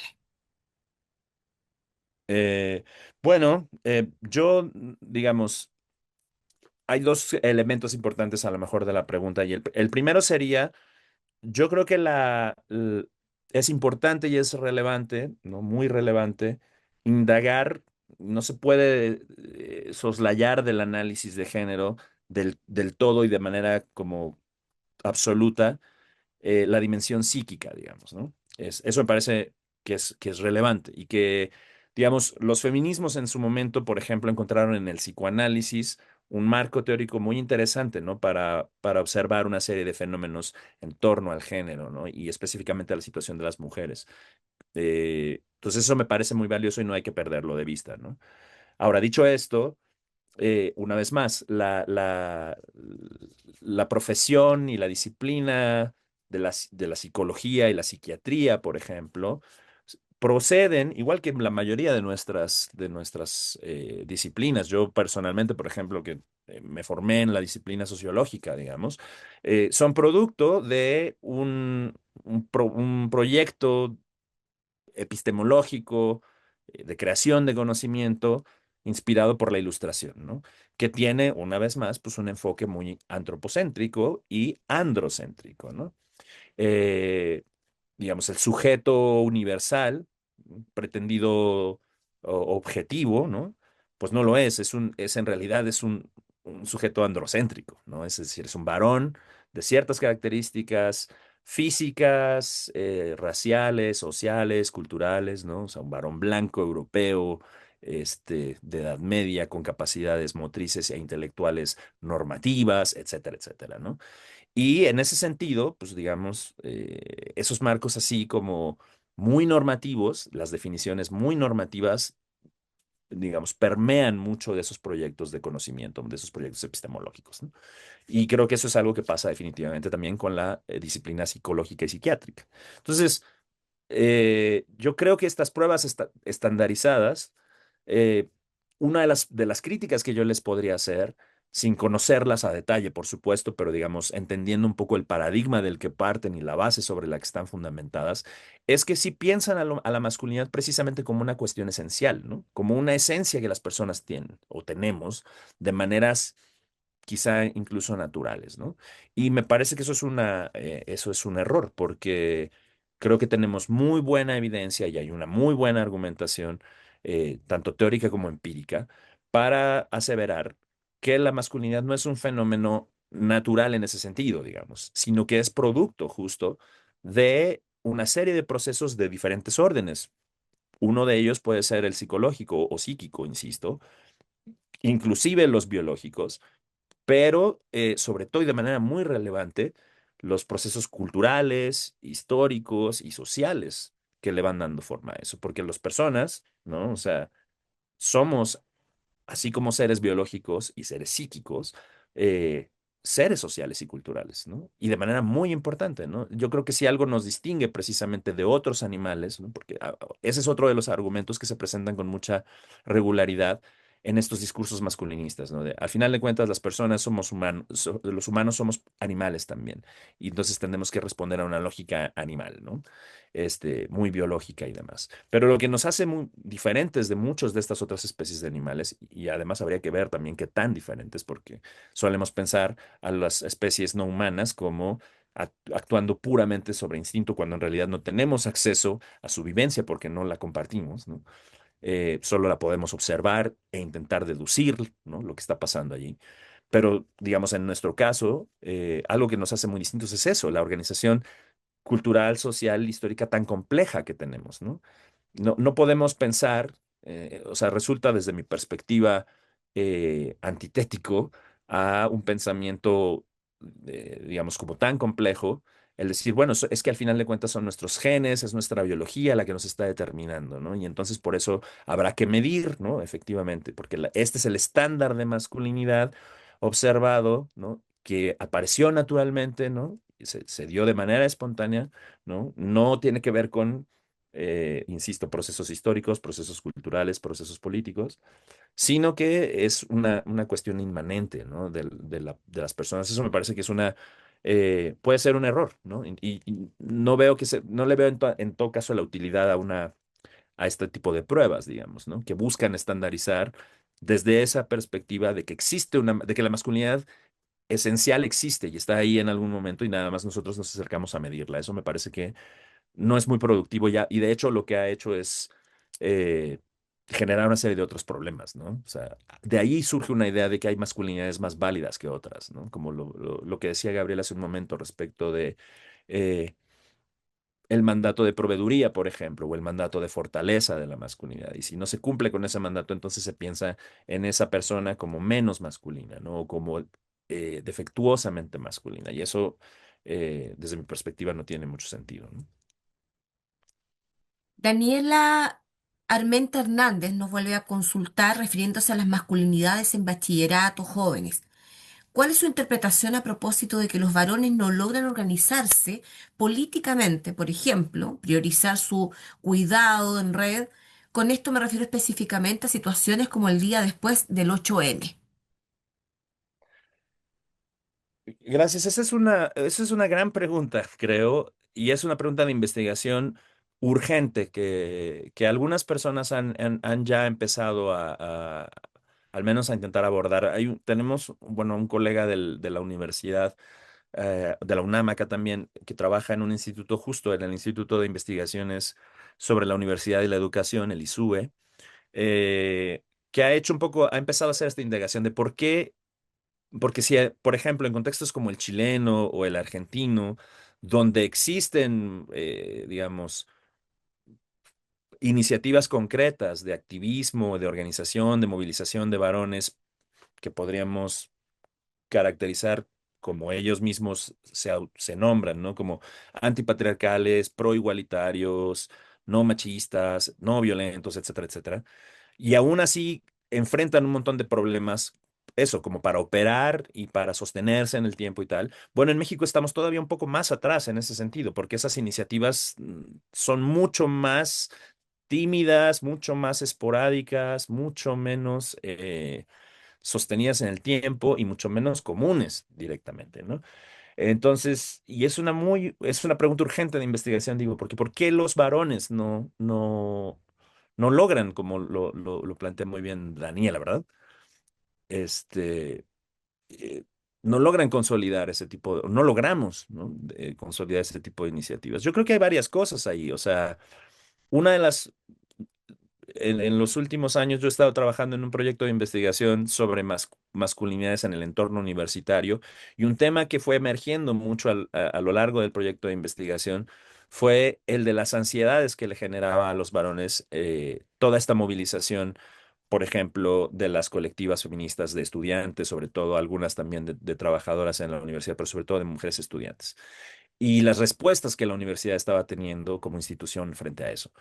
Y hay y muchas de las reacciones que aparecen son esas, como de apatía por un lado, pero incluso quienes les parece que es importante involucrarse, les genera mucha ansiedad, porque no saben, sienten que no tienen idea de por dónde debieran ir, eh, porque tienen también miedo de que resulte contraproducente, ¿no? Porque cuando un hombre se muestra alguna vez un estudiante con quien tuve la oportunidad de dialogar en un ejercicio como de entrevista y tal, me decía, es peor decir, yo estoy en pro de la igualdad, porque entonces la lupa con la que se te observa se triplica, ¿no?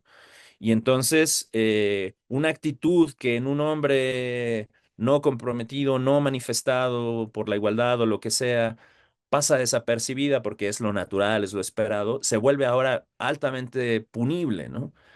Y esa es una especie de paradoja, ¿no? Que se da. Y eso es solo uno de los muchos otros costes, digamos, que vienen asociados con una movilización y con una organización política en este sentido. Pero al final de cuentas, o sea, eso es algo que varios autores y autoras, sobre todo autores, creo, han planteado y que yo recupero o retomo y asumo también, que es que la crítica a los modelos menos igualitarios, más hegemónicos, más violentos de masculinidad va a traer costes siempre, o sea, y va a generar incomodidades, ¿no? Y uno tiene que asumirlas, ¿no? Porque de otro modo no se avanza, digamos, ¿no? Eh, Porque no se pueden obviar, no se pueden, digamos, decretar fuera de la ecuación, son parte de la ecuación.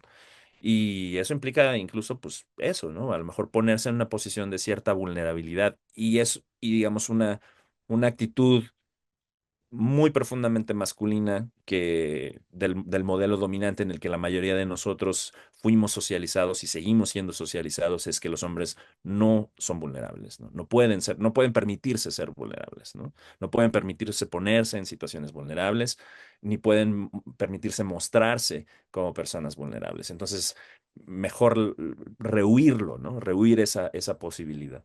Entonces creo, digo, estas son intuiciones muy preliminares, por eso decía yo que es una pregunta de investigación muy pertinente y que además es muy urgente, porque necesitamos irla documentando mejor para ver con qué estamos lidiando, ¿no? Cuáles son las realidades que están dificultando tanto la organización y sobre todo, pues, los resultados de la movilización de varones, ¿no?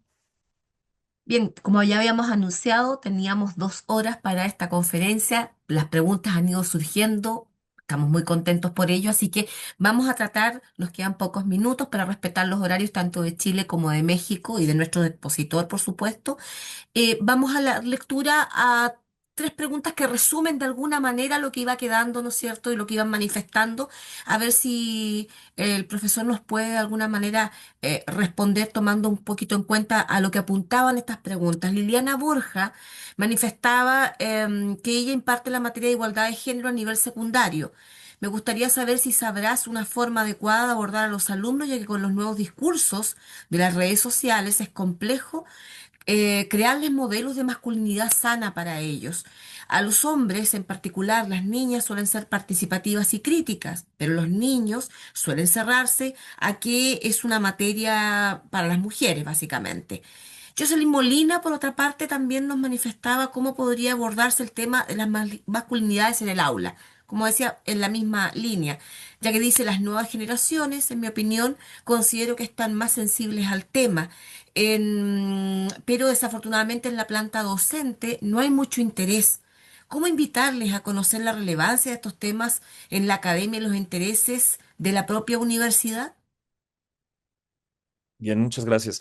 Definitivamente ese es un reto, o sea, que tenemos en distintos espacios. O sea, aquí en la universidad donde yo trabajo, que es una universidad muy grande, que también tiene su propio sistema de educación media superior o de bachillerato, digamos, por ejemplo, es un reto constante, ¿no? Con el que estamos lidiando. Y por supuesto no hay recetas, digamos, infalibles, ¿no? Lo que existen son metodologías, ¿no? Propuestas de incorporación, ¿no? Yo lo que he notado es que las iniciativas que tienen mejor resultado son las que surgen a partir de la inquietud de los propios y de las propias estudiantes, ¿no? Este, Porque de alguna forma hay como un discurso, como decía hace un momento, en este reacomodo que ha habido con las impugnaciones al orden de género y demás. Ha surgido también una especie de discurso que muchas estudiantes y sobre todo muchos estudiantes han incorporado como este es el discurso adecuado, digamos, para navegar el problema, ¿no? Y entonces, claro, cuando me preguntan sobre qué tan pro igualitario soy yo, pues digo, claro, por supuesto, todo, ¿no? Ya sé cuál es la respuesta, digamos, que tengo que presentar, ¿no? Que tengo que producir, pero eso todavía se muestra desconectado de mi actuar cotidiano, ¿no? Entonces, y eso tiene que ver más bien con las cosas que me interpelan ahí mismo, ¿no? Pienso directamente, como lo decía la compañera que nos preguntaba sobre los discursos que hay en las redes sociodigitales, ¿no? Por ejemplo, me parece que una de las grandes virtudes que ellos han tenido, que estos discursos han tenido y por las cuales se han vuelto tan relevantes, es porque se conectan directamente con problemáticas que las y los jóvenes, sobre todo los varones, experimentan muy cotidianamente y les son muy familiares, ¿no? Los problemas de las relaciones interpersonales, que tienen que ver con las relaciones afectivas, con las relaciones eróticas, etcétera, etcétera, que les son muy significativas y son ellos quienes van en búsqueda de esas preguntas, o perdón, de esas respuestas, más que recibir como la información de manera vertical, ¿no? Como por ejemplo, pienso en los programas de salud sexual, ¿no? Por ejemplo, y reproductiva que se han implementado en muchos lugares, ¿no? Muchos de ellos tienen que ver precisamente con temas de salud reproductiva y con la dimensión fisiológica de este asunto, ¿no? Incluso la dimensión infectológica o epidemiológica el tema de los embarazos no deseados, etcétera, etcétera. Pero muy poco se habla como del aspecto afectivo, por ejemplo, que está imbricadísimo en las relaciones sexuales o en la vida sexual. Y entonces la educación sexual se piensa como solo, claro, que los hombres y las mujeres jóvenes sepan cómo evitar embarazos, sepan cómo evitar enfermedades y ya está, ¿no? Pero, y eso, aunque eso es muy relevante, bueno, a las y los jóvenes les interesa mucho también cómo lidiar en términos afectivos, emotivos, con ese tipo de cosas. Y muchos de estos discursos creo que lo que han hecho es conectarse con esas preocupaciones, ¿no? Y algunos de esos discursos son tan, digamos, tan inusitados o tan escandalizantes como, bueno, lo que tenemos que hacer es regresar a modelos tradicionales de organización erótico-afectiva, donde lo importante es la exclusividad sexual, la subordinación de lo femenino por lo masculino, el juzgar el valor de una persona, sobre todo una persona femenina, por su vida sexual y cómo la lleva y cómo se relaciona sexualmente, por ejemplo, que son cosas que insisto, a las y los jóvenes les preocupan mucho porque les interpelan de una forma inmediata, ¿no? Entonces, para no extenderme mucho más en esa dirección, a lo que voy es como, creo que hace falta más bien a lo mejor buscar formas distintas de establecer el diálogo, no solamente llegar y decirles, a ver, chicos, queremos hablar con ustedes sobre algo que es muy importante que han estado haciendo mal, ¿no? Y queremos que lo hagan bien, sino más bien preguntarles como qué cosas les preocupan y por qué les preocupan y tratar de entablar el diálogo desde ese lugar, porque de otro modo, muchos de ellos, y sobre todo, insisto, varones, y esa ha sido mi experiencia en algunos casos y la de otros colegas, pues saben perfectamente qué es lo que tienen que responder para que el profesor los deje en paz, digamos, ¿no? Y no los regañe por ser machistas y misóginos y sexistas, digamos, ¿no? Y entonces ya saben exactamente lo que tienen que decir y lo que no tienen que decir, pero fuera de ese ámbito de interacción, pues seguirán pensando y reproduciendo una serie de otras lógicas que no son igualitarias, ¿no? Entonces, eh, ese es un reto, ¿no? Es un reto bien, bien duro, ¿no? Y creo que efectivamente las personas que están en la primera línea de eso somos, ¿no? Quienes estamos a cargo de las interacciones en el aula, por ejemplo, ¿no? Las profesoras, los profesores, las orientadoras y orientadores, los trabajadores y trabajadoras sociales, etcétera, que estamos ahí en la convivencia con estos chicos, ¿no? Y con estas chicas. Entonces, eh, es un reto como muy grande, pero creo que tiene que pasar por, digo, la solución va a pasar por ahí, por buscar formas de diálogo que fluyan mejor, que sean más abiertas, que sean más francas, ¿no? Y sobre todo que atiendan las preocupaciones más genuinas de los jóvenes, y no las nuestras tanto, ¿no? O sea, no vamos a poder atender las nuestras sin atender las de ellas también, eso quiero decir, ¿no? Mm. Con esta pregunta vamos a cerrar esta conferencia, esta sesión. Ingrid Aguirre nos consulta. Bueno, primero agradece, dice la conferencia tan clara y precisa del doctor Ali, pero también quisiera que comparta, dice, cómo contribuye la masculinidad hegemónica a la violencia contra las mujeres. Em, y cómo pueden las masculinidades alternativas promover la prevención. ¿Qué relación existe entre la represión de emociones en el modelo tradicional de masculinidad y los problemas de salud mental en los hombres? Finalmente, por favor, podría sugerir estudios sobre violencia de género basados en la teoría de representaciones sociales. En realidad, eran tres preguntas en una, profesor. Muchas gracias. No, muchas gracias a todas, a todos, a todes por el interés, y ojalá podamos seguir la conversación, si no ahora mismo. Bueno, yo por ahí dejé mi correo, espero que hayan podido tomar nota, si no ahora mismo lo comparto de nuevo en el chat por si alguien quiere eh, ponerse en contacto, con mucho gusto podemos seguir dialogando por ahí. Entonces, bueno, por un lado eso. Por otro lado, claro, eh, híjole, es complicado el tema de la violencia como, bueno, yo citaba el trabajo de Rita Segato y también alguna de las intervenciones también aludían a eso, eh, porque efectivamente, si bien la idea de la hegemonía, como la planteaba Gramsci, que es de donde la retoma Connell, por ejemplo, es precisamente sin tener que ejercer una violencia directa, física, contundente, digamos, eh, más bien generar un consenso que dé lugar a a la dominación y a la subordinación, ¿no? Y ha estado contestado, digamos, en los últimos años de maneras muy claras, y anteriormente también, pero, digamos, el consenso parece seguir allí, ¿no? O sea, de muchas formas, ¿no? Toma diferentes matices. Entonces, la violencia es una especie de último recurso, pero curiosamente parte de ese consenso, por ejemplo, sobre lo masculino de manera hegemónica, es que la violencia entre varones al menos, y a veces hacia afuera del grupo de los propios varones, no solo puede ser vista como indeseable, pero también se ve como inevitable. Cierto nivel de violencia siempre es esperado, cierto nivel de violencia incluso es incentivado, ¿no? En la vivencia de los varones, desde muy jóvenes, ¿no? Se nos enseña que si alguien nos golpea, debemos golpear más fuerte, ¿no? Porque si no, el mensaje que estamos enviando es que con nosotros, la gente se puede meter con nosotros y no pasa nada, ¿no? Y lo que debemos de hacer es decir, no, o sea, si te metes conmigo, vas a tener un problema.